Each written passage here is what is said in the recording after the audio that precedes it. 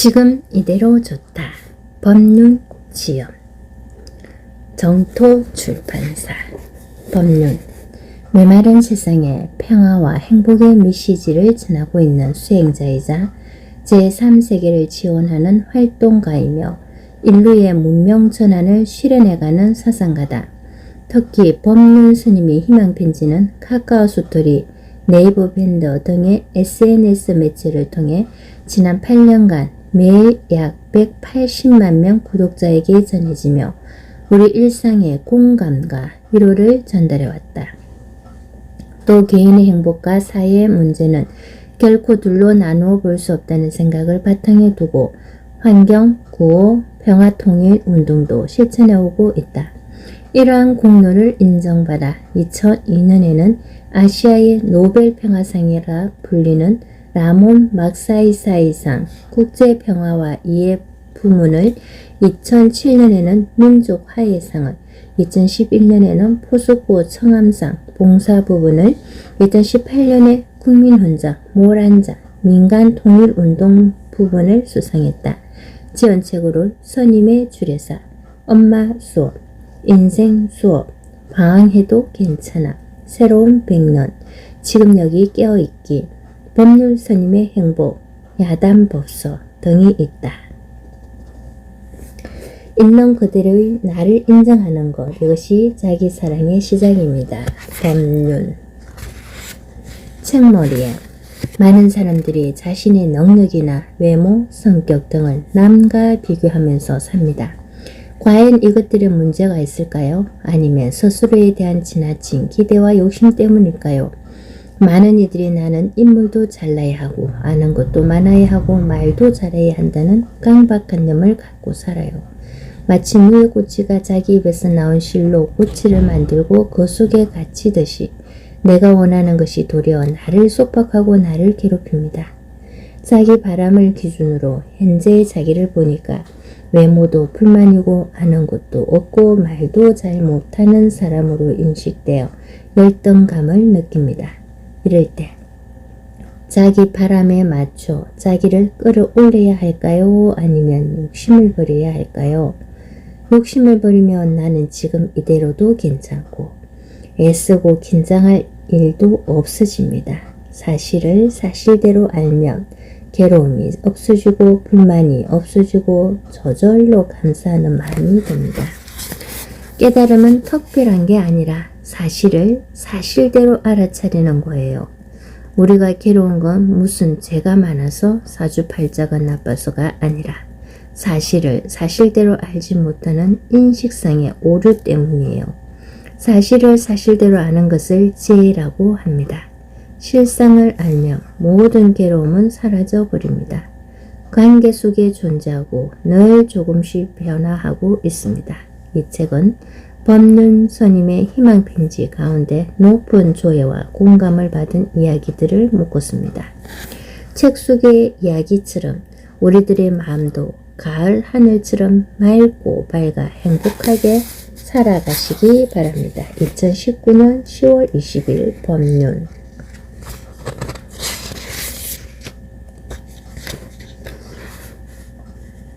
지금 여기 나. 왜 사는 걸까? 사람은 왜 살까? 사는 데는 이유가 없습니다. 그냥 삽니다. 다람쥐나 토끼는 의미를 찾아서 사는 게 아니라 그냥 삽니다. 천하 만물이 다 그냥 삽니다. 사는 데는 이유가 없어요. 나는 생각한다. 그로 존재한다. 그렇지 않습니다. 존재가 우선입니다. 생각하기 전에 이미 존재하고 있고 이미 살고 있다는 말이에요. 왜가 아니라 어떻게입니다.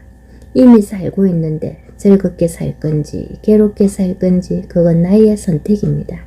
아침에 눈 떠서 살아있으면 오늘은 어떻게 살면 좋을까 하고 생각해 보세요. 처음처럼 우리는 인생을 습관적으로 살기 쉽습니다. 어떤 일을 하거나 사람을 만날 때도 처음 대하듯이 하기가 어렵지요. 가보지 않은 곳을 처음 구경하면 신기합니다. 그래서 자세히 봅니다. 인생도 그렇게 해보세요. 신기한 마음으로 자기 인생을 바라보세요. 어떤 일이든 처음 하듯이 새로운 마음을 내서 정성을 다해서 해봅니다. 열정 없이 살아라. 사는 게 우울하고 꿈이나 열정이 없어요. 사는데 열정이 꼭 필요한가요? 열정은 약간 들뜬 상태입니다. 삶은 그냥 사라지는 거예요.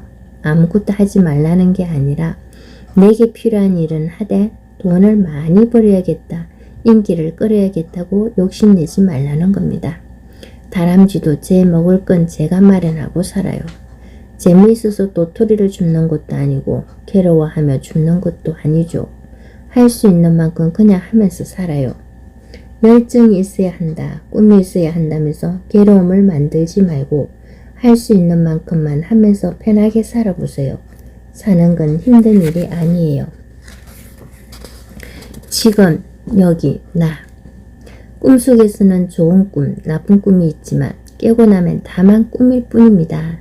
달콤한 꿈은 깨고 나면 아쉽지만 나쁜 꿈은 깨고 일어나면 안도의 한숨을 쉽니다. 꿈속에 보이는 일들만 꿈일까요? 과거에 좋았던 경험과 괴로웠던 일이 그리움과 상처로 남았다면 아직 꿈속에 있다고 봐야 해요. 대부분 과거 생각에 괴롭고 미래 생각에 근심 걱정합니다. 과거의 기억 속에 사는 사람도 미래에 대한 염려 속에 사는 사람도 꿈속에 사는 사람이죠. 후회와 근심, 걱정으로 괴로울 때는 내가 또 꿈을 꾸고 있구나 하고 바로 깨어나야 합니다. 지금을 놓치면 번뇌에 휩싸이게 되고 지금에 깨어 있으면 불행할 이유가 없어져요. 과거나 미래가 아닌 지금, 저기가 아닌 여기, 남이 아닌 나에게 깨어있는 것이 자유로워지는 길입니다. 기대하는 마음 없이. 어리석은 사람은 자기는 사랑하지 않으면서 사랑받으려 합니다. 그래서 괴롭습니다. 현명한 사람은 자기가 먼저 사랑하고 사랑받으려 합니다. 그래도 괴롭습니다. 먼저 사랑을 주어도 상대가 나를 사랑하지 않을 수도 있어요. 그러면 원망하는 마음이 생깁니다. 그래서 사랑은 미움의 씨앗이라고 말합니다. 사랑하기 때문에 미움이 생기는 것이 아니라 사랑받으려 하기 때문에 미움이 생깁니다. 누군가를 사랑할 때는 베푸는 마음만 내고 기대하는 마음이 없어야 합니다. 다만 사랑할 뿐이어야 합니다. 바다를 보며 기분이 좋은 건 바다가 나를 좋아해서가 아니라 내가 바다를 좋아하기 때문입니다. 기대 없이 누군가를 좋아해 보세요. 바다를 사랑하듯 산을 좋아하듯. 나를 사랑하는 법. 이 세상에서 제일 중요한 사람은 자기 자신입니다. 그렇기에 자기 자신을 소중하게 여겨야 합니다. 세상살이에 항상 불평불만을 가지고 남을 미워하며 괴로움에 시달리는 사람은 자기 자신을 괴롭히는 사람입니다. 온갖 빛깔의 꽃들과 파란 새싹들을 볼 수 있다는 것은 엄청난 복입니다. 부처님의 좋은 법문을 들을 수 있다는 것, 아름다운 자연의 소리를 들을 수 있다는 것, 이건 정말 큰 행복입니다. 그런데 우리가 왜 인생을 괴롭게 살아야 합니까? 남을 좋아하면 내가 즐겁고, 남을 사랑하면 내가 기쁘고, 남을 이해하면 내 마음이 시원해지는 것, 이 모두가 나를 사랑하는 법입니다. 스스로에게 물어라. 나는 누구인가? 지금 무엇을 하고 있는가? 어디로 가고 있는가를 봐야 해요. 이걸 보지 못하니 인생이 괴로운 거예요. 그 사람 없으면 못 산다고 좋아하다가 그 사람 때문에 못 살겠다고 헤어지고, 그래도 그 사람이 더 나았다며 후회해요. 들어가고 싶은 직장에 재수까지 해서 들어가 놓고 그 직장 때문에 못 살겠다며 사표 쓰고 나와요. 가진 방법을 동원해 애를 낳아놓고는 그 애 때문에 못 살겠다고 죽는 소리를 해요. 괴로움의 원인은 자기가 누군지, 어디로 가는지, 지금 못하는지도 모르고 살기 때문입니다. 그러니 가끔은 멈추고 너 누구니? 어디로 가니? 지금 뭐하고 있니? 스스로에게 물어보세요. 해피하는 것과 놓아버리는 것. 놓아버리는 것과 해피하는 것의 차이는, 놓아버리는 것은 재발하지 않고 해피한 것은 재발한다는 겁니다. 애인과 헤어져서 속삭한 마음에 잊어버리려고 저녁에 술 먹고 잠이 들었는데 아침에 일어나 똑같은 괴로움이 반복되면 이것은 해피입니다. 그러나 그동안 나와 함께 해줘 고마워서 잘 가라 하고 미련을 놓고 작별을 구하면 그걸로 끝이 납니다. 부모님과 관계가 좋지 않아서 부모님의 전화를 피한다면 그 갈등과 괴로움은 계속 재발합니다. 부모님에 대한 거부 반응을 놓아버리면 전화가 오면 받고 오지 않으면 안 받으면 되지 그게 부담이 되지는 않습니다. 어떠한 문제에 직면하면 회피하기보다는 정면으로 맞닥뜨려 해결하고 놓아버리는 것이 좋습니다. 원인과 결과의 시차. 뭔가를 잘못했을 때 그 자리에서 바로 손해가 나면 누구도 잘못을 저지르지 않을 겁니다. 또 좋은 일을 했을 때 바로 공덕, 보람이 드러나면 누구라도 좋은 일을 할 겁니다. 잘못을 해도 좋은 일을 해도 결과가 금방 드러나지 않으니까 잘못을 저지르도 괜찮을 것 같고 좋은 일은 해도 표가 안 나니까 하기가 싫으십니다. 그런데 조금만 길게 보면 잘못한 과부는 피할 수 없고 좋은 일을 하면 언젠가 그 공덕은 드러나게 마련입니다. 내가 원할 때 원하는 모습으로 안 나타날 뿐입니다. 좋은 인연을 지은 것은 모두 주축돼 있고 나쁜 인연을 지은 것은 모두 빚으로 남아 있습니다. 그러니 결과가 바로 드러나지 않는다고 실망하거나 좋아하지 말아야 합니다. 지은 인연의 과부는 피할 수가 없다. 깊은 바닷속 깊은 산속에 숨는다 하더라도 화가 나는 이유. 화가 나는 이유를 잘 살펴보면 내가 옳다는 생각이 마음 깊이 있기 때문입니다. 잘난 내가 보기에 다른 사람이 마음에 안 들어서 화가 나는 것이지요.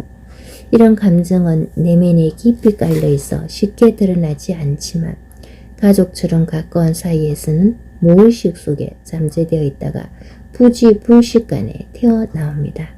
화를 벌컥 내고 난 다음에 흔히 하는 말이 있지요.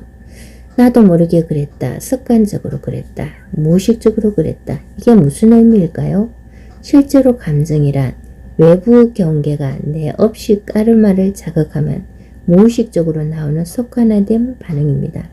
이 말을 선뜻 수긍하지 못하는 사람들은 너가 나를 화내게 했다고 우깁니다. 그런데 잘 살펴보면 화를 낼 만한 상황이라는 기준 자체가 지극히 자기중심적입니다. 각자 살아온 환경과 그 안에서 축적된 경험 그리고 그 과정에서 형성된 가치관에 따른 것이니까요.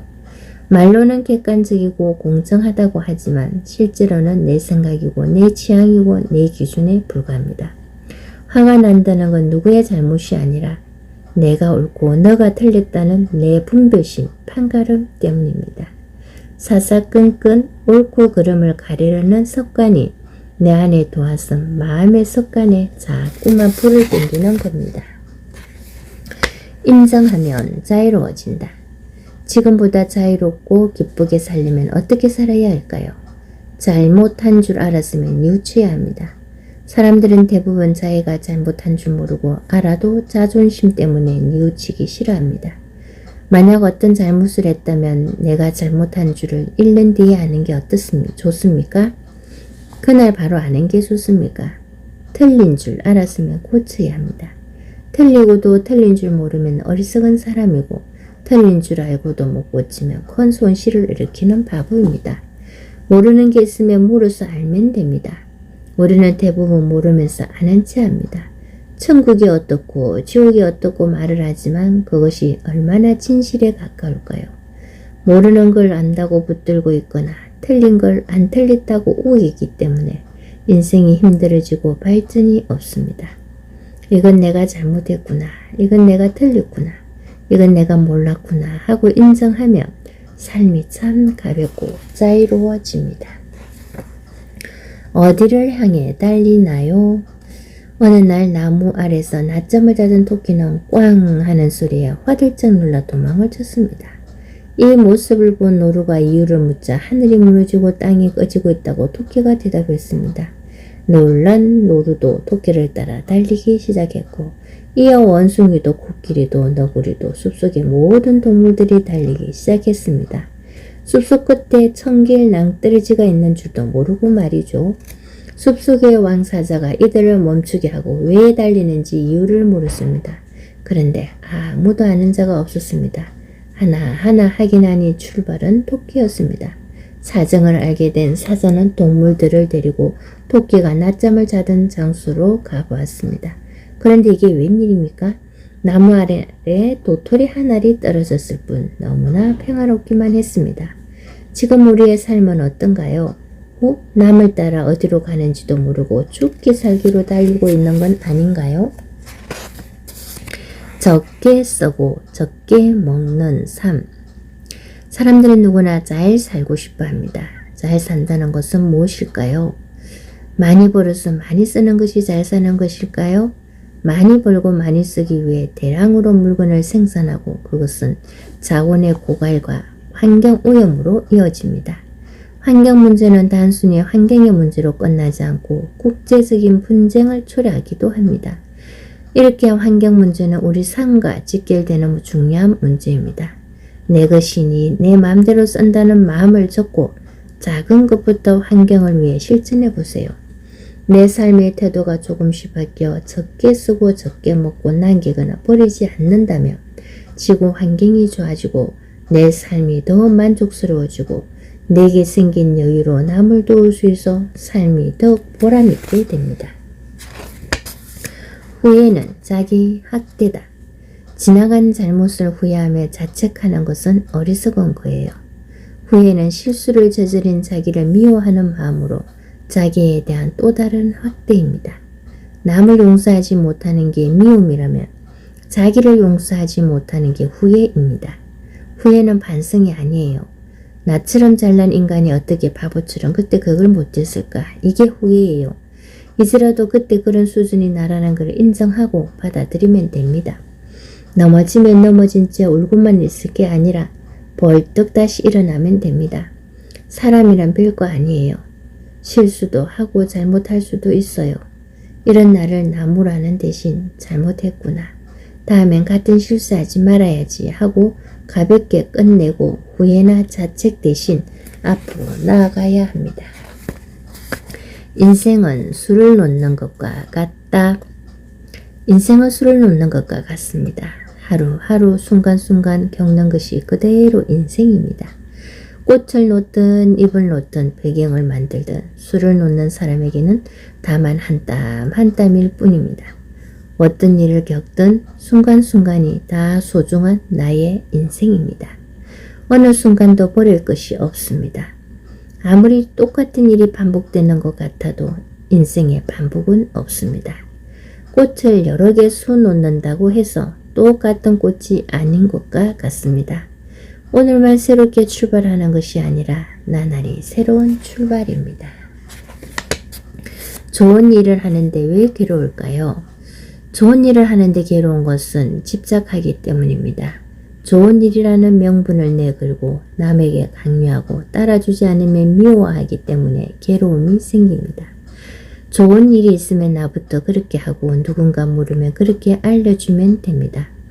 따르고 안 따르고는 그 사람 인생이에요. 내 인생만 소중한 게 아니라 남의 인생도 소중하고 내 생각만 소중한 게 아니라 남의 생각도 소중합니다. 내가 보기에 좋은 일이라고 모두 따라야 하는 건 아닙니다.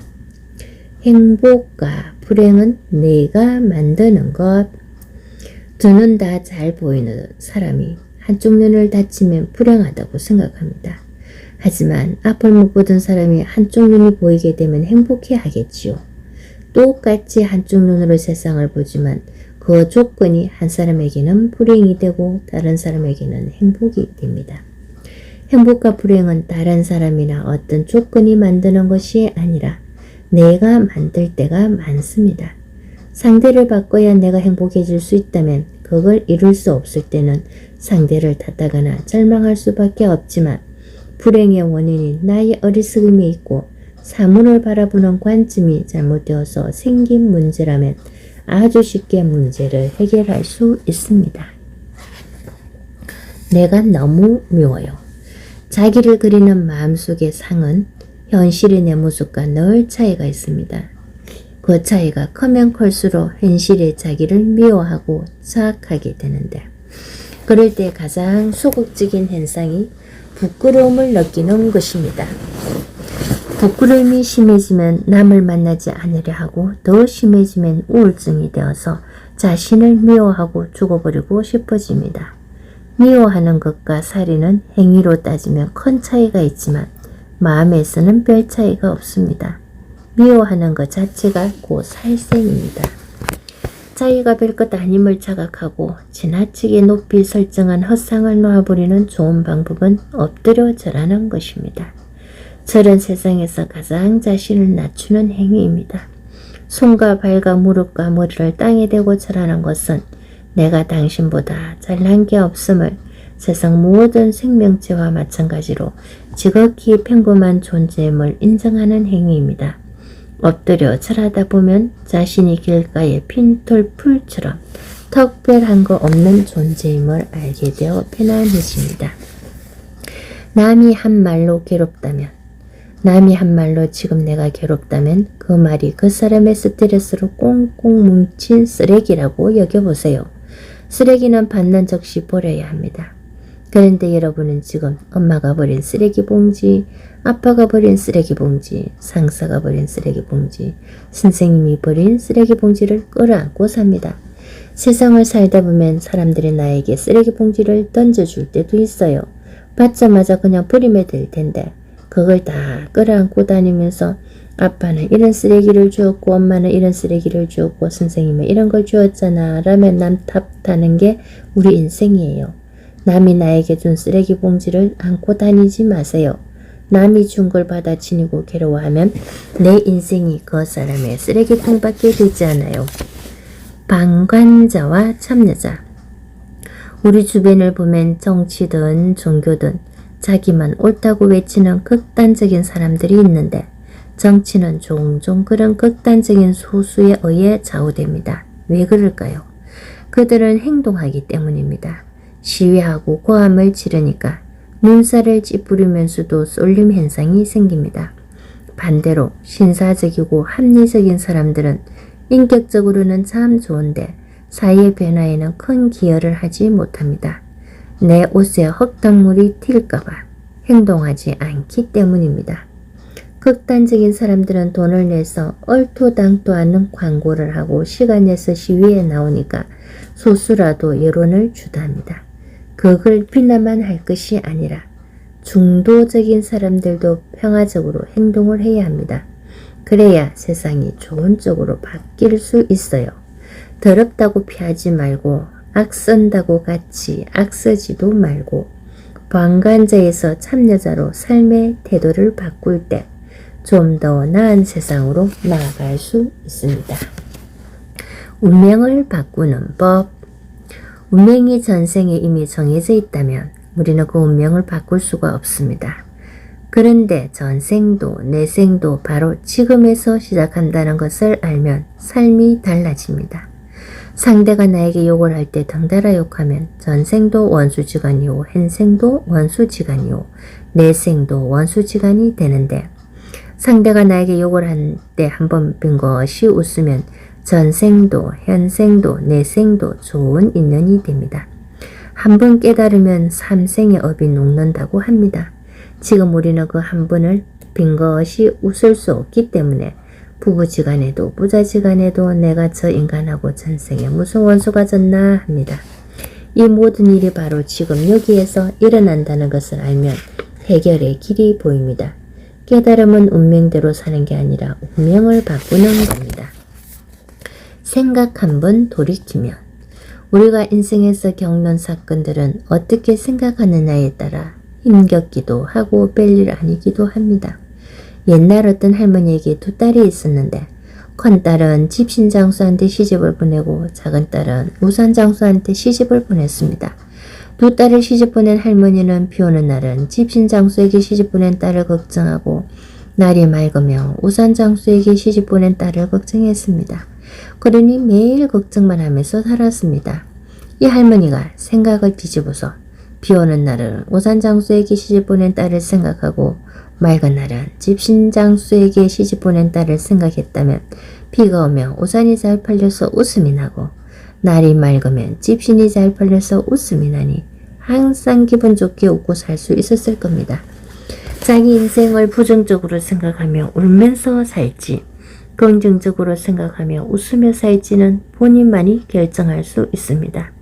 생각 한번 돌이키면 항상 웃으며 인생을 살아갈 수 있습니다. 오르막 내리막 인생 전체를 놓고 보면 실패했을 때나 성공했을 때나 똑같은 내 인생입니다. 내리막길이나 오르막길이나 똑같은 산길입니다. 인생은 과정이 중요하지 결과가 중요하지 않아요. 산 꼭대기에 올라가는 게 중요하면 케이블카 타고 올라가면 되지만 등산은 산을 오르는 과정이라 걸어서 올라가야 합니다. 등산하다 다친 사람이 있으면 업고 중간에 내려올 수도 있습니다. 꼭대기에 못 올라갔다고 해서 등산은 안 한 것은 아니지요. 성공과 실패에 관계없이 하루하루가 모여서 우리의 인생이 됩니다. 마음이 허전할 때, 공허하고 허전한 마음이 들 때 자기 마음을 한번 잘 들여다보세요. 그 허전함을 무언가로 채우려 하는 마음이 보일 것입니다. 사는 건 특별한 일이 아닙니다. 평범한 일상 속에서 상대를 이해하고 어려운 일에 처했을 때 서로 돕고 위로하는 것이 인생입니다. 마음이 허전할 때는 내가 뭔가 바라는 마음으로 헤매고 있음을 알고 그 바라는 마음을 놓아버리면 허전함이 흔적도 없이 사라질 것입니다. 습관에 끌려가지 않는 삶. 감정을 억누르면 스트레스를 받고 터뜨리면 후회가 따릅니다. 참으면 괴롭고 터뜨리면 속은 시원한데 과보를 받아요. 이게 우리들의 삶이에요. 고락을 윤회하는 업식의 노예입니다. 참지도 터뜨리지도 않는 것이 중도입니다. 고행도 아니고 쾌락도 아닌 제 삶의 길, 붙다가 발견한 행복하고 자유로운 길입니다. 무의식적인 감정의 습관에서 자유로워지는 것, 그것이 해탈입니다. 더는 고뇌가 생기지 않는 것, 그것이 열반입니다.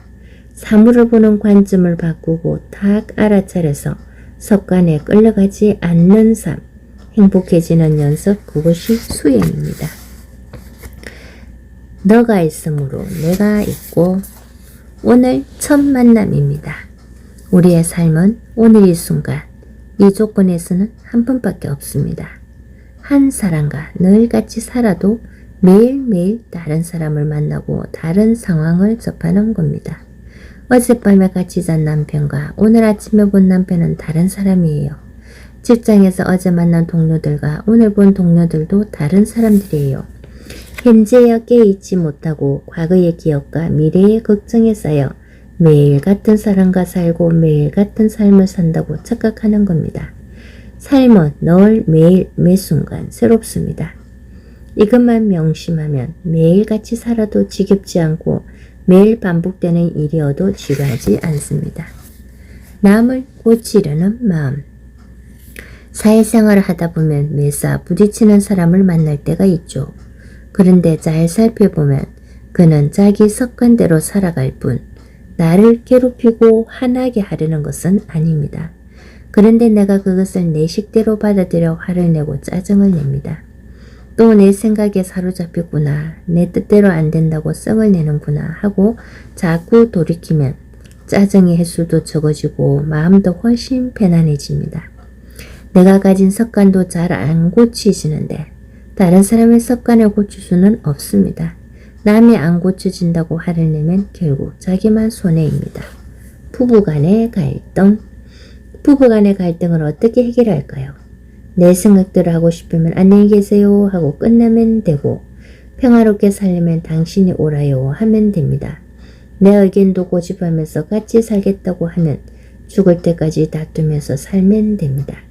찌그러거리는 게 인생이라는 것을 받아들이면 됩니다. 찌그러거리며 살더라도 찌그러거리지 않아야 한다는 생각을 내려놓으면 괴로움이 되지는 않아요. 잔소리하기도 하고 듣기도 하고 화내기도 하고 짜증을 받아주기도 하고 인생이란 그런 거다. 그게 정상이다. 이렇게 생각하면 아무 문제가 없습니다. 다투며 살고 싶지 않으면 당신이 오라요 하고 내 고집을 내려놓으면 됩니다. 소통의 비결. 소통이란 말을 잘하는 것이라고 생각하기 쉽지만 소통의 가장 큰 핵심은 들어주기입니다. 많은 사람을 만나고 생활하면서도 느껴지는 외로움은 내가 마음의 문을 닫고 세상과 상대를 받아들이지 않기 때문이에요. 할 말이 없다면 가만히 상대의 말을 들어주세요. 저 사람의 생각은 저렇구나. 저 사람은 저런 마음이구나. 소통은 상대가 내 말을 듣고 이해해 주는 게 아니라 내가 상대의 말을 잘 듣고 이해해 주는 겁니다. 친구가 변했어요. 마음 놓고 소주 한 잔 마실 친구가 없어요. 누구는 왠지 불편하고 또 누구는 자기 주장이 강해서 머리가 아프고 이젠 오래된 친구도 예전만큼 편하지 않아요. 우리는 나이 들어가면서 이렇게 친구에게 서운함을 느낍니다. 내가 잘못 살아서 그런 걸까요? 아닙니다. 이것은 자연스러운 변화입니다. 어릴 때는 부모에게 의지하다 학창시절에는 친구에게 의지하고 일생에 눈 뜨면 연애에 빠지고 사회에 나가면 직장 동료가 생기는 게 당연한데 예전 생각만 하고 그 변화에 서운해한다면 내가 아직도 어린애처럼 생각한다는 걸 알아야 합니다. 자신도 친구들에 대한 우정이 변했으면서 원인을 친구에게 돌리니까 친구들이 점점 더 멀어지는 거예요. 먼저 친구와 함께 해야 한다는 생각을 내려놓아야 자유로워집니다. 같이 있으면 대화할 수 있어서 좋고 혼자 있으면 혼자 있어서 좋아야 해요. 오는 사람 막지 말고 가는 사람 잡지 말라는 말이 있습니다. 인간관계를 방치하라는 것이 아니라 주어진 인연을 받아들이라는 겁니다. 집착하지 않고 편안한 관계를 맺어야 새로운 인연도 만날 수 있습니다. 집착과 외면. 어떤 것을 갖고 싶고 유지하고 싶고 꼭 자기 뜻대로 하려는 것을 집착이라고 합니다. 낚시를 하다 아무리 큰 물고기가 걸렸더라도 물에 빠져 죽을 정도가 되면 낚싯대를 놓아야 하는데 아까운 마음에 끝까지 낚싯대를 잡고 있는 게 집착입니다. 물속으로 끌려 들어가면서 살려달라 아우성을 칩니다. 빨리 놓으라고 하면 죽어도 못 놓겠다. 이런 기회가 어디 있냐고 합니다. 집착에 이끌려 고통에 빠지는 겁니다. 내 뜻대로 하고 싶은데 안 되면 집어치워버리는 것을 외면이라 합니다. 고기가 안 잡힌다고 낚싯대를 집어던지는 것과 같아요.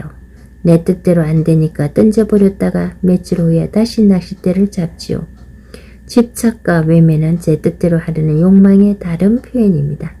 상황에 따라 다르게 일어날 뿐 그 근원은 같은 감정입니다.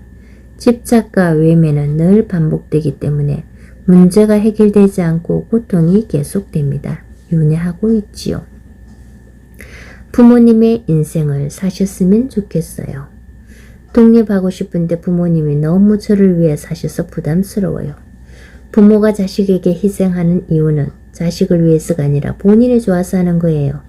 성인이 되면 부모님이 뭐라고 하든 자기 인생은 자기가 알아서 살면 돼요. 부모가 뭘 하든 그건 그들의 인생이니 내가 간섭할 필요가 없습니다. 하고 안 하고는 내가 결정하면 됩니다. 부모님이 시키는 대로만 한다면 나는 평생 부모의 종이에요. 20살이 넘었으면 내 인생은 내가 책임져야 행복해집니다. 사람이 제일 어려워요. 사람을 사귈 때 너무 망설이지도 말고 계산하지도 말고 일단 마음 가는 대로 해보세요. 좋다고 고백했는데 상대가 싫다고 하면 쿨하게 알았다 하고 물러나면 됩니다. 이것을 상대에게 고백했다가 거절당했다고 생각하면 상처를 받겠죠. 그것은 상대에게 선택의 기회를 주고 그 사람의 자유를 존중한 결과일 뿐이에요. 내가 커피를 좋아한다고 했는데 상대는 커피가 싫다고 한 것과 마찬가지죠. 언제 어디에서나 여러 사람을 만나면 인간관계를 쌓는 것에 두려움을 갖지 말고 사귀면서 관계 속에서 배워나가세요. 실패해도 괜찮습니다. 살짝 아픔을 겪더라도 다시 앞으로 나아가면 됩니다. 사람을 두려워하지 마세요. 상대의 말투 때문에 상처받아요.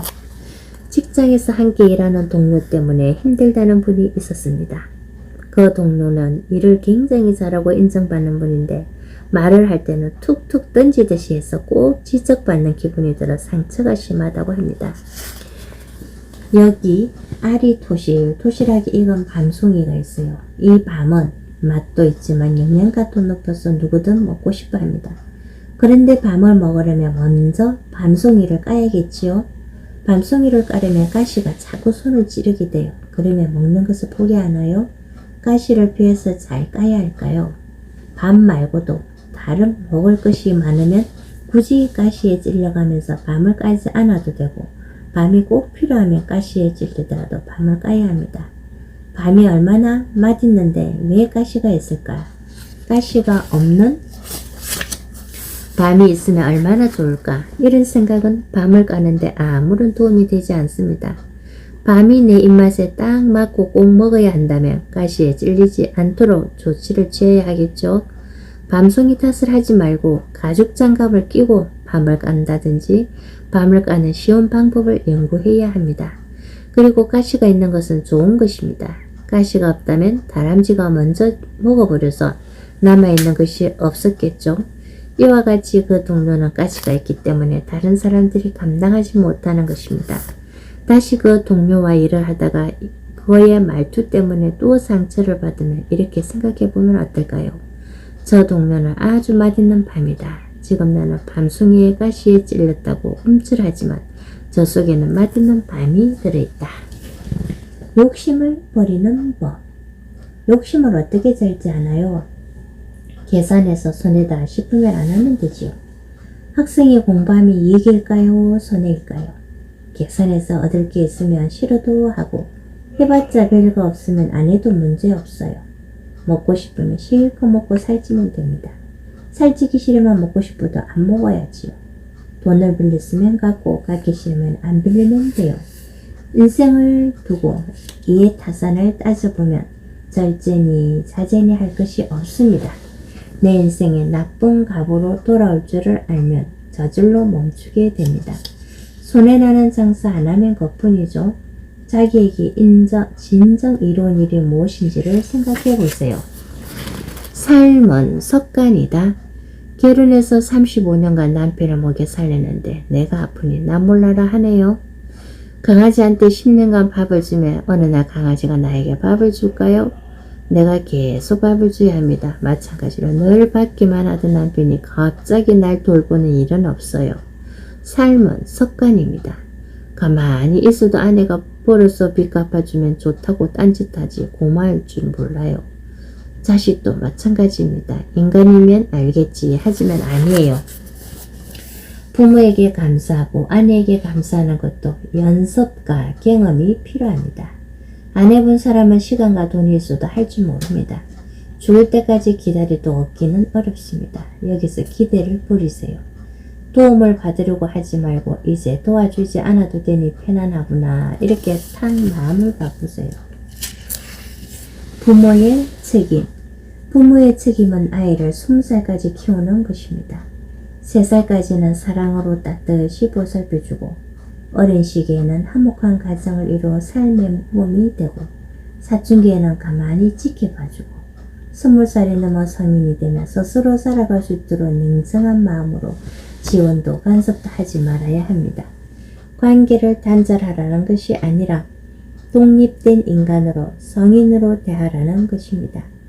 어떤 판단과 결정도 너를 믿고 지지하겠다는 마음을 가지라는 것입니다. 자녀에게 결혼을 강요하거나 부모와 같은 삶을 살도록 강요해서는 안 됩니다. 경험을 이야기해주고 조언을 할 수는 있지만 선택은 스스로 하게 해야 합니다. 내가 살아본 결과가 좋았다고 해서 과정을 무시하고 결과만을 강요해서는 안 됩니다. 간섭이나 지원이 길어지면 그만큼 나의 짐은 무거워지고 자녀는 속박을 받고 의지심이 깊어져 서로 불행해진다는 것을 알아야 합니다. 남 탓할 필요 없다. 우리는 모두 자기 나름대로 순간순간 최선의 선택을 합니다. 그런데도 결과가 나쁘면 항상 남의 탓으로 돌립니다. 남편, 아내, 부모, 자식을 잘못 만나서 그렇다며 남을 고치려 듭니다. 그래도 해결되지 않으면 부처님, 하나님, 조상님을 탓합니다. 이래도 저래도 안 되면 사주팔자 탓을 합니다. 그런데 하나하나 따져보면 모든 것은 다 내 안에서 일어납니다. 똑같은 비가 와도 어떤 씨앗을 심었느냐에 따라 제각기 다른 싹이 터듯이 자기 내면에 그런 씨앗을 가지고 있었기 때문이에요. 시각을 밖으로 돌리지 말고 안으로 돌려 내면을 깊이 관찰해야 합니다. 불안은 어디에서 오는가?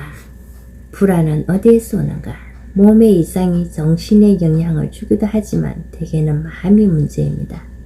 병원에서 검사를 받을 때 큰 병에 걸린 것 아니냐며 미리 걱정을 하면 실제로 병에 걸리지 않아도 병에 걸린 것처럼 마음이 불안하고 초조해집니다. 불안은 미래에 대한 건심과 걱정에서 옵니다. 미래를 생각하지 말라는 것이 아니고 그 생각에 집착하지 말라는 것입니다. 미래에 집착하면 그 일이 일어날 것 같은 착각이 들면서 불안해집니다. 내 일은 내일 생각한다는 마음으로 편안하게 생활해 보세요. 이 정도면 괜찮아. 주변 사람들은 저마다 좋은 장점 하나씩 갖고 있는데 저만 별거 없다고 느껴져서 괴롭습니다. 달리기를 할 때 육상선수와 비교하면 내가 그보다 못하지만 거북이와 비교하면 내가 더 낫습니다. 내 장점을 생각하고 스스로를 인정해야지. 굳이 타인의 장점을 찾아내서 비교하는 것은 자기를 미워하는 어리석은 짓입니다. 이 세상에서 나는 오직 단 한 명뿐입니다. 귀한 자신을 남하고 비교하면서 괴롭히지 말고 이 정도면 괜찮다고 있는 그대로 인정해 주세요. 나는 이 세상에 오직 하나뿐인 존재이며 지금 여기 살아있는 것만 해도 대견하고 자랑스럽고 소중한 존재입니다. 장님과 코끼리, 장님미지 코끼리의 생김새를 알고 싶어 손으로 코끼리를 만집니다. 이때 한 사람은 코끼리의 다리를 만지고 코끼리가 기둥같이 생겼다고 말합니다. 다른 사람은 코끼리의 꼬리를 만지고는 밧줄같이 생겼다고 말합니다. 또 다른 사람은 코끼리의 등을 만져보고는 언덕과 같다고 말합니다. 이런 것을 편견 또는 단견, 짧은 생각이라고 합니다. 한쪽 면만 보고 전체라고 착각하는 것입니다. 어떤 사물이나 현상을 볼 때 이쪽뿐 아니라 저쪽도 보고 앞면만이 아니라 뒷면, 아랫면만 아니라 밑면도 같이 살피며 전체를 보는 것을 통찰력 혹은 지혜라고 합니다. 몸으로 부딪혀라. 젊은이들이 흔히 저지르기 쉬운 오류는 생각만 하다가 시간을 다 흘려보내는 거예요. 그래서 생각하지 말고 행동부터 하라고 합니다. 이리저리 도전하다 보면 때로는 틀릴 경우도 있는데 그러면 고치면 됩니다. 잘못하면 사과하고 모르면 남에게 물으면 됩니다. 이런 자세로 도전하고 고치고 실패하면 연구하고 또 도전하고 계속 하다 보면 절망하거나 실망할 틈이 없어요. 계속되는 도전이 삶의 적극적인 자세를 길러줍니다. 그렇게 하다 보면 저절로 지혜로워집니다. 지금 한순간 한순간이 내 인생입니다. 이것을 떠난 다른 내 인생은 없습니다.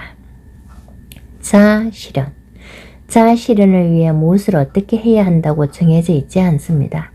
혼자 사는데 의미를 두면 혼자가 좋고 결혼하는데 의미를 두면 결혼이 좋습니다.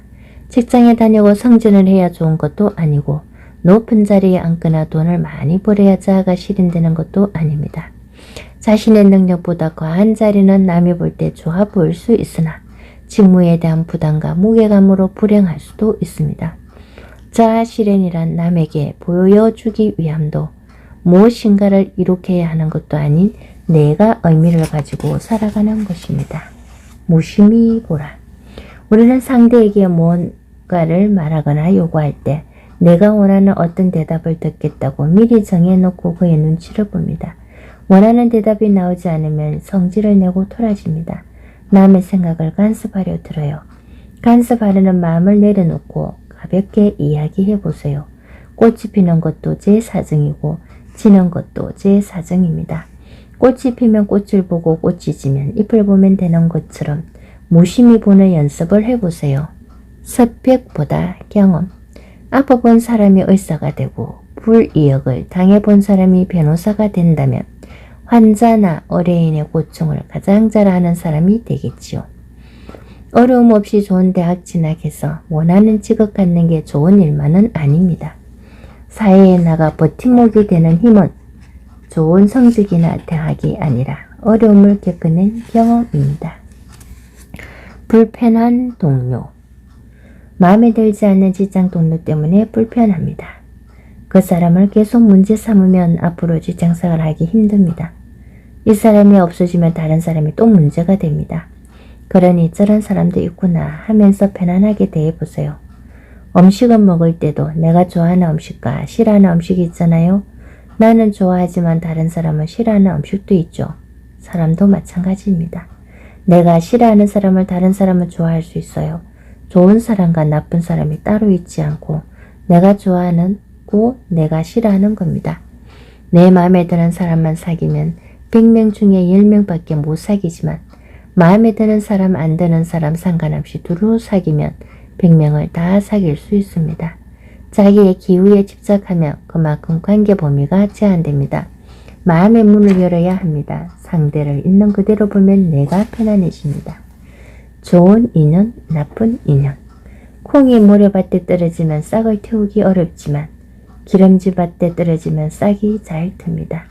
그런데 기름진 밭을 드럽게 보고 깨끗한 모래밭을 좋게 봐 모래밭에 콩을 심으면 싹이 잘 안 나오겠죠.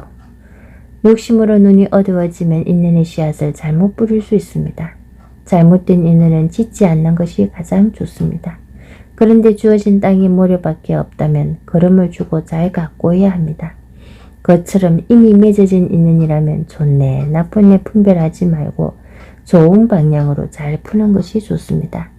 행복과 자유를 얻으려면 나쁜 인연이든 좋은 인연이든 좋은 방향으로 풀어야 합니다. 그런데 세상살이에서 보면 좋은 인연, 나쁜 인연이 따로 있는 것 같지만 깨달음의 길에는 좋고 나쁜 인연이 따로 없습니다. 꿈에서 깨면 좋은 꿈, 나쁜 꿈이 없듯이 인간관계가 오래가지 못합니다. 인간관계가 오래가지 못합니다. 나이 들어 혼자 될까 겁이 나요. 모든 관계가 오래가야 좋다고 할 수는 없어요. 어떤 관계는 짧은 게 좋고 어떤 관계는 오래가야 좋을 때가 있습니다. 불륜은 짧을수록 좋고 결혼은 길어야 좋겠지요. 길어야 좋은 관계가 자꾸 짧아지거나 짧아야 좋은 관계가 자꾸 길어지면 개선하면 됩니다. 모든 사람과 무조건 오래 간다면 인간관계가 너무 복잡해지고 다양한 사람을 만날 수가 없습니다. 인간관계는 만나기도 하고 헤어지기도 하면서 오고 가야지 너무 꽉 묶여 있으면 자유를 잃습니다. 늙어서 외로울까 너무 걱정하지 마세요. 모든 인간은 혼자 왔다 혼자 갑니다. 1년은 견디라. 갓 취업한 사회 초년생입니다. 직장에 비합리적인 일들이 많아 스트레스가 큽니다. 인도에 제가 지원하는 봉사단체가 있는데 한국에서 봉사자가 처음 파견되면 말이 많아요. 인도 전체 사회를 고쳐주려느냐, 게으르다, 비효를 죽이다 등등 온갖 이야기를 하죠. 그러다 인도의 묻은 여름을 한번 지나보면 왜 사람들이 낮잠을 자는지, 왜 움직임이 느린지 이해가 되지요. 그래서 저는 인도에서 일하려거든 1년은 그저 묵묵히 견뎌보라고 말합니다. 마찬가지로 1년은 배우는 마음으로 임하는 게 좋습니다. 1년 뒤 마음이 좀 차분한 상태에서 봐도 회사를 위해 개선하면 좋겠다 싶을 때 문제 제기를 해보세요. 부정 위에 비판의식을 가지면 파괴적인 에너지가 나오지만 긍정 위에 비판의식을 가지면 개선의 에너지가 나옵니다. 공부를 잘하고 싶어요. 공부는 자기 필요에 의해서 해야 물리가 터지고 통찰력이 생깁니다. 내일 한다고 해놓고 내일도 안 하고 모레 한다고 해놓고 모레도 안 하는 공부는 그만두는 게 좋습니다. 억지로 공부해서 자격증을 따고 박사학위를 받을지는 몰라도 그런 공부는 억지로 했기 때문에 통찰력이 없고 결국은 별로 쓸모가 없습니다. 자격증이 없고 학위가 없더라도 정말 자기 필요에 따라 공부하면 실효성이 있어서 현장에 나가면 강점이 드러나게 마련입니다. 남들 잘 때도 공부하고 옆에서 누가 말리면 숨어서라도 공부해야 집중력이 높고 학습 효과가 빠르게 나타납니다. 해도 되고 안 해도 그만인 공부를 억지로 하기 때문에 몇 년을 해도 잘 안 되는 것입니다. 직장에서 밤새워 일하고 돌아왔어도 사랑하는 사람이 찾아오면 눈에 불을 켜고 뛰어나가듯 공부는 그렇게 해야 합니다. 인생의 무게. 인생을 가벼운 마음으로 살아야 합니다. 요즘 사람들은 스스로를 너무 위대한 존재로 규정해서 힘들어해요. 자기가 기대하는 수준이 안 되기 때문에 위축되어 살죠. 산에 있는 다람쥐나 토끼와 같이 우리 인간들도 그냥 나고 죽습니다. 다람쥐도 토끼도 괴로워하지 않는데 인간은 괴롭다고 합니다. 얼마나 속박을 받으면 날아다니는 새를 부러워하겠어요. 자기의 아상에 지나치게 집착하거나 스스로를 지나치게 우월하게 여기기 때문에 현실의 자기를 부족하게 여겨 스스로 열등의식에 빠집니다. 삶을 단순하게 생각해야 합니다. 그래야 훨씬 행복해집니다. 세상은 내 뜻대로 되지 않습니다. 원하는 일이 있다면 2번, 3번 해보고 그래도 안 되면 그만두고 다른 일을 하면 됩니다. 이렇게 가볍게 생각하면 행복하게 살 수 있습니다. 마음은 변하는 게 당연하다. 아무리 좋아하는 사이라도 언젠가 상대가 나를 싫어하게 될 때가 있고 나도 상대가 싫어질 때가 있습니다. 마음은 변하는 게 사실입니다. 좋고 싫음에 따라 이랬다 저랬다 하는 게 마음의 본질이기 때문에 마음이 변하지 않게 하는 것은 실제로는 어렵습니다. 행복으로 가는 길은 마음이 바뀌지 않는 게 아니라 마음이 바뀌는 줄 알고 그 변화에 구애받지 않는 것입니다. 좋다 하더라도 너무 들뜨지 말고 싫다 하더라도 너무 사로잡히지 않도록 꾸준히 연습해 보세요. 자기 마음의 움직임을 스스로 알아차리고 지켜본다면 마음의 끊임없는 출렁거림 속에서도 참으로 한결같은 삶이 찾아옵니다. 항상 옳은 것이란 없다. 본래 괴로운 일이 없어요. 사람은 누구나 괴로움이 없는 삶을 원합니다. 그런데 우리는 늘 괴로워하면서 누군가 나를 괴롭힌다고 생각합니다. 꿈속에서 강도에게 쫓기는 사람이 사람 살리라고 아우성치면서 이 괴로움이 강도 때문에 생긴 거라고 착각하는 것과 같습니다. 강도한테 쫓기는 꿈이든 호랑이한테 쫓기는 꿈이든 벼랑 끝에서 떨어지는 꿈이든 어떤 꿈을 꾸든지 꿈에서 깨어나면 아무 문제도 없습니다. 우리의 모든 괴로움은 깨닫기만 하면 악몽에서 깨어나는 것처럼 그냥 다 없어져 버려요. 사실은 괴로움이 없어지는 게 아니고 본래 괴로울 일이 없습니다. 헛상과 실상. 헛상과 실상을 구분하기 어렵습니다. 프리즘에 무색의 빛을 비추면 7가지 색으로 보입니다. 우리의 감각과 생각도 자신만의 프리즘이 있어서 같은 사물을 봐도 사람마다 반응이 다 다릅니다. 이 프리즘이 업식이에요. 같은 빛을 보고도 어떤 사람은 빨갛다고 하고 어떤 사람은 노랗다고 합니다. 빛이 빨간색으로 보이는 사람은 빛은 원래 빨간색이라 생각합니다. 빛이 노란색으로 보이는 사람은 빛이 원래 노란색이라고 생각합니다. 두 사람 모두 헛상을 보기 때문에 갈등이 생깁니다. 프리즘을 벗어나면 어떨까요? 빛은 빨간 것도 아니고 노란 것도 아니네 하고 아는 거예요. 그러면 그냥 갈등이 없어져 버려요. 헛상이란 없는 것을 있다고 착각하는 것이고 실상이란 있는 것은 있다, 없는 것은 없다고 사실대로 아는 것입니다. 헛상과 실상이 따로 있는 것이 아닙니다. 능력을 인정받고 싶을 때, 인생을 살 때 자기가 가진 능력이 100이라면 주위에 홍보할 때는 80 정도만 하세요. 이것이 인생을 편안하게 사는 기회입니다. 내 능력이 100인데 80으로 알려져 있으면 나를 욕하는 사람이 별로 없습니다. 처음에는 그렇고 그런 사람으로 생각했는데 같이 일해보니 생각했던 것보다 훨씬 능력 있고 괜찮은 사람으로 인정받아 주위에 사람이 몰립니다.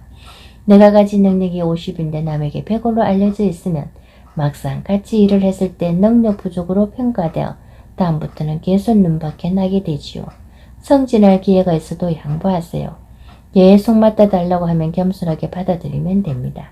저를 그렇게 좋게 봐주시니 최선을 다해보겠습니다. 그래야 마음에 부담 없이 행복하고 가볍게 직장생활을 할 수 있습니다. 진정한 배려. 친구의 기분에 맞춰서 그래 하며 계속 공감해주니 친구가 잘못된 습관을 합리화하며 더 나쁜 길로 가는 것 같습니다. 진정한 배려는 무엇일까요? 진정한 배려라는 건 없습니다. 들어주기도 하고 비판도 해보고 이것저것 해보면 방법을 찾아야 합니다. 약간 비판하는 것이 긍정적인지 오히려 상처가 더 심해져 부정적인 결과가 나오는지 살펴보고 반응에 맞춰서 얘기해주면 됩니다. 이 사람한테는 효과적인데 다른 사람에게는 아닐 수도 있죠. 같은 사람이라도 이번에는 효과적인데 다음에는 아닐 수도 있습니다. 항상 낫는 약은 없어요. 그때 처방을 내어 치료율을 높여줄 뿐이지요. 친구에게 애정이 있다면 한번 부작용이 생겼다고 멈추지 말고 꾸준히 방법을 찾아가 보세요. 부모님께는 담은 감사할 뿐입니다. 부모를 원망하는 사람이 많습니다. 가정 행편이 나쁘다고, 나를 너무 야단쳤다고, 부모님이 이혼을 했다고 원망합니다. 부모를 미워하면 부모가 나쁜 사람이라는 얘기죠. 그런 나쁜 사람 밑에서 자라나는 하찮은 사람이 됩니다. 그래서 자존감이 낮아집니다. 내가 원하는 만큼 받지 못해서 불만이 있을 수는 있지만 어떤 상황 속에서도 이만큼 키워주신 점을 생각해 보세요. 부모님께는 다만 감사할 뿐입니다. 우리가 세상에 태어난 것은 부모가 낳아주셨기 때문입니다. 이렇게 사는 것도 부모가 키워주셨기 때문입니다. 제대로 못 키웠어도 행편이 안 되어 그런 것이고 부모가 싸운 것도 서로 성질이 안 맞아서 그랬을 뿐 나와 관계 있는 것이 아닙니다. 부모님께는 다만 감사할 따름입니다. 자존감을 회복하려면 자존감이 떨어지는 이유는 나의 존재가 다른 사람보다 못해서가 아니라 환상 속의 자신을 너무 높이 평가해서 그래요. 내가 바라는 나는 아나운서만큼 말도 잘해야 하고 가수만큼 노래도 잘해야 하고 모델만큼 몸매도 좋아야 하죠. 그러니 진짜 현실의 나를 보면 못마땅하고 그게 더 심해지면 본인이 꼴보기 싫어지면서 자신을 없애버리고 싶은 마음도 드는 거예요. 자존감을 회복하는 방법은 나의 능력을 키우는 게 아니라 환상 속에 나를 버리는 거예요. 그러고 보면 나는 지금 이대로도 충분히 괜찮아요.